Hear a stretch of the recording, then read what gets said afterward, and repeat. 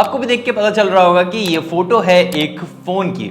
अगर आप social media कहीं भी YouTube, Facebook, Insta, Twitter, Google पर एक्टिव रहते हो थोड़ा सा भी, तो ये मुमकिन नहीं है कि इस फोन को आज तक आपने ना देखा हो। आज दुनिया भर में हजारों स्टार्टअप स्टार्ट होते हैं और उतनी ही शांति से चले भी जाते हैं, लेकिन किसी एक नई कंपनी के पहले प्रोडक्ट के लिए, मतलब पहले स्मार्टफोन के लिए इतनी ज्यादा एक्साइटमेंट आज तक ना आपने देखी होगी, और बी फ्रैंक मैंने भी नहीं देखी है। तो क्या आपने कभी सोचा है कि ऐसा क्यों हो रहा है? क्या ये ऐसा कोई प्रोडक्ट है जो आज तक नहीं आया, वैसा मार्केट में हमने देखा ही नहीं? बिल्कुल भी ऐसा नहीं है। या फिर कोई ऐसा प्रोडक्ट है फ्रीडम 251 जैसा कि 250 रुपए में मिल रहा है, मतलब बहुत ही ज्यादा सस्ता है? नहीं, ऐसा भी नहीं है। एंड तीसरा, कोई स्पेसिफिकेशन, कोई फीचर, कोई एक ऐसी चीज जो आज तक हमने स्मार्टफोन मार्केट में ना देखी हो, ऐसा कोई कुछ देखने को मिल रहा है क्या? वेल, ये स्पेसिफिकेशंस हैं, ये इसके फोटोज हैं, सबको देखो, निहारो और उसके बाद डिसाइड करो। ये तीसरा पॉइंट भी खत्म हो जाता है, मतलब ऐसा कुछ नहीं है।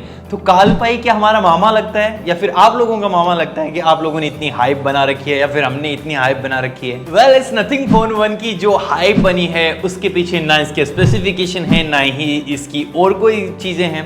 यहां पे एक इंसान है और वो है काल पाई। ये बेसिकली एक ऐसा इंसान है जिसने ऑलरेडी टेक में बहुत बड़े बड़े ब्रांड्स बना रखे हैं। अब असनीर ग्रोवर इंडिया से उठे और पेमेंट एप्लीकेशन कोई नई बना देते तो डेफिनेटली एक्साइटमेंट तो होगी कि जो भी आने वाला है वो कुछ स्पेशल ही होगा, और वैसा ही है टेक्नोलॉजी में काल पाई। वेल, काल पाई के बारे में आपने बहुत कुछ सुना होगा, आपको जस्ट 1 मिनट में बताता हूं क्या सीन है। 2013 से पहले वन प्लस का नाम आप में से किसी ने भी नहीं सुना होगा। 2013 में आता है वन प्लस और उसके को फाउंडर रहते हैं काल पाई, और ये उनकी कोई पहली कंपनी नहीं थी। यहाँ पे ये मार्केटिंग डायरेक्टर थे इससे पहले ओप्पो के, और ओप्पो को ज्वाइन किया था इन्होंने 2011 में। और ऐसा नहीं है कि ओप्पो इनकी पहली कंपनी थी, उससे पहले स्टार्टिंग में ये 3 मंथ्स के लिए नोकिया को ज्वाइन कर चुके थे। नोकिया के बाद इन्होंने मीजू को ज्वाइन किया, वो भी मार्केटिंग के रूप में कहीं अपने आप को स्टैंड करके, और उसके बाद आते हैं ओप्पो में, और ओप्पो के बाद आते हैं वन प्लस में। और फिर देखते देखते वन प्लस को एक नाम से ब्रांड बनने में कुछ बहुत ज्यादा वक्त नहीं लगा था, और फिर अचानक एक वो दिन आता है 16 अक्टूबर 2020 का, जहां पे काल की तरफ से एक थैंक यू लेटर आता है वन प्लस के लिए कि अब हमारी जो सेवाएं हैं वो आपके लिए इतनी ही रहेंगी, और वो वन प्लस को छोड़ देते हैं। खत्म, बाय बाय, टाटा। उसके जस्ट 13 दिन बाद, ओनली 13 डेज बाद, 29 अक्टूबर 2020 को काल की अनाउंसमेंट आती है कि मैं एक नई कंपनी बना रहा हूं, और कंपनी का नाम है नथिंग। अब आपके दिमाग में आ रहा होगा कि एक एम्प्लॉय कंपनी कैसे खड़ी कर सकता है, और वो भी एक टेक कंपनी, क्योंकि यहाँ पे बहुत करोड़ों, मतलब हजारों करोड़ों का इन्वेस्टमेंट लगता है। वेल, ये कंपनी सबसे पहले 2020 में $7 मिलियन को रेज करती है, और ये जो है वो अलग अलग लोगों से दिए जाते हैं, जिनमें एक क्रेड के जो को फाउंडर हैं वो भी हैं, इसमें एक यूट्यूबर भी शामिल है, और ऐसे बहुत सारे लोग हैं। और उसके बाद दूसरी इसकी फंडिंग होती है 2021 में गूगल वेंचर से $15 मिलियन की, और तीसरी फंडिंग $1 मिलियन की वो होती है सिर्फ 54 सेकंड्स में, और वो होती है नथिंग की कम्युनिटी से।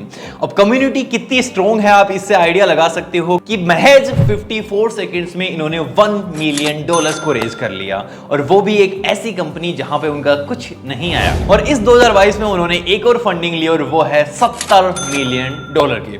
तो ऑलमोस्ट ये 150 मिलियन तक जा पहुंचे हैं, जहां पे ये बहुत ही बड़ी एक रकम होती है। और यहां तक आते आते इनका एक प्रोडक्ट आ चुका है, और वो है नथिंग एयर 1, जिसकी 5.5 लाख से ज्यादा यूनिट सेल हो चुकी हैं, और ये एक बहुत ही बड़ा हिट प्रोडक्ट है नथिंग कंपनी के लिए। क्योंकि आप किसी भी स्टार्टअप को उठा के देख लो, पहली ही बार में इतना बड़ा जंप सेल्स में नहीं होता है, लेकिन नथिंग ने वो चीज की है, और इन्होंने अभी के लिए एक नथिंग की मस्त कम्युनिटी बना रखी है। और किसी भी नाम को ब्रांड बनाने के लिए कम्युनिटी बनाना बहुत ही ज्यादा जरूरी है, और ये हमने वन प्लस के साथ भी देखा है, वन प्लस के रेड केबल क्लब के साथ। और हो ना हो, ये जो आइडिया है वो भी बैकएंड में काल पाई का ही होगा। और कुछ ही टाइम में इनका जो नथिंग फोन 1 आ रहा है, उसके लिए हम एक्साइटेड हैं सबसे ज्यादा उसकी डिजाइन को देख के, और ये लोग डिजाइन के साथ सबसे ज्यादा खेल रहे हैं। तो दिमाग में पक्का आता होगा इनकी डिजाइन टीम में ऐसा कौन है जो इतने मस्त मस्त डिजाइन को क्रिएट कर रहा है। पहले नथिंग एयर 1 और अभी नथिंग फोन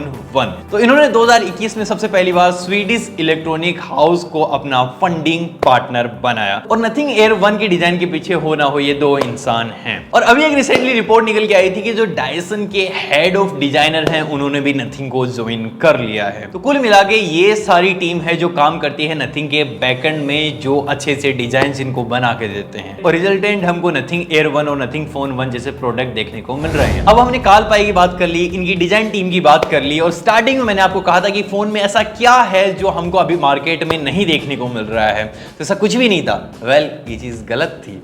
यहां पे मैं आपको कुछ ऐसे पॉइंट्स बताता हूं जो नथिंग फोन 1 के साथ आपको मिल रही है और जो मार्केट में फोन है वहां पे आपको नहीं देखने को मिलती है। तो सबसे पहले तो ये स्पेसिफिकेशन देख लो, ये सारा मसाला आपको देखने को मिलेगा, ये डिजाइन देखने को मिलेगा। तो सबसे पहला पॉइंट है मेटल फ्रेम्स। आज हमको मार्केट में 28-30 हज़ार रुपए जो इसकी एक्सपेक्टेड प्राइस है वहां पे आपको मेटल फ्रेम्स नहीं देखने को मिलते हैं, और वो भी आईफोन्स वाली फ्रेम्स जो हैं वो तो डेफिनेटली कतई मेटल फ्रेम में नहीं देखने को मिल रही है। दूसरी चीज जो है वो है डिजाइन। ट्रांसपेरेंट डिजाइन आज तक हमको फोन्स में देखने को मिले हैं, लेकिन ऐसा डिजाइन अभी तक नहीं हुआ है। और तीसरा ऑब्वियसली इसकी एलईडीज, 900 एलईडीज से बना हुआ ये एलईडी पैटर्न जो इसकी अलग अलग रिंगटोन के साथ ब्लिंक करता है और जैसे आप नचाओगे वैसे ही नाच जाएगा। नाचने का मतलब ये है कि ब्लिंक करेगा।